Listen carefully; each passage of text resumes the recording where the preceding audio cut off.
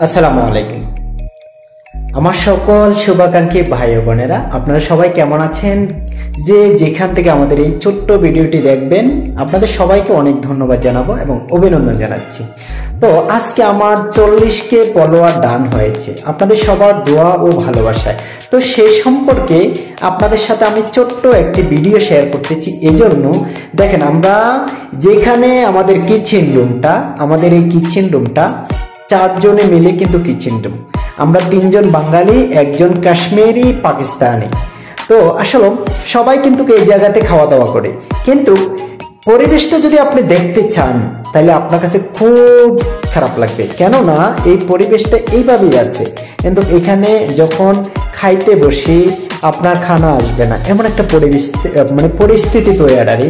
তো কেননা এখানে সব কিছু কিন্তু ভালো, কিন্তু যারা আসি কারোর মনের মতো করে কেউ পরিষ্কার করে না, কেউ বললেও করে না, কেউ নিজের ইচ্ছেতেও করে না।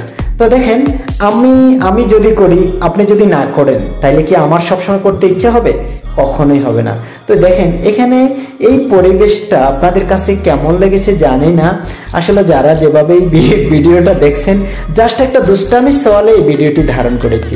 যদি আপনাদের এই ভিডিওটি একটু পরিমাণ আপনাদের কাছে এফেক্ট করে যে না, আমার কাছে এই জিনিসটা ভালো লাগছে না, তাহলে অবশ্যই আপনি একটা কমেন্ট করে যাবেন যে পরিবেশটা সুন্দর না।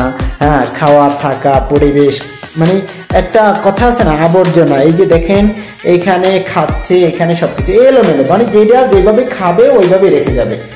এটা হলো আমাদের একজন পাকিস্তানি, কাশ্মীরি, ফজলু নাম। হ্যাঁ, আচ্ছা, যাই হোক, আমি নামটা বলে ফেলছি, সো সরি এটার জন্য। তো দেখেন, এইভাবে হচ্ছে আমাদের পরিস্থিতিটা। হ্যাঁ, তো যাই হোক, আসলে ভিডিওটা আপনাদের কাছে কেমন লেগেছে অবশ্যই কমেন্ট করে জানাবেন। আর এই ছোট্ট আকারে আপনাদের সাথে এই ভিডিওটি ধারণ করেছি, কেননা পরিবেশটার কারণে করতে বাধ্য হয়েছে। পরিস্থিতি অর্থাৎ কথায় আছে না, পরিস্থিতিতে আপনাকে যে কোনো কিছু করতে বাধ্য করবে। তো সবার কাছে বিনীত অনুরোধ, ভিডিওটি অবশ্যই কমেন্ট করে জানাবেন।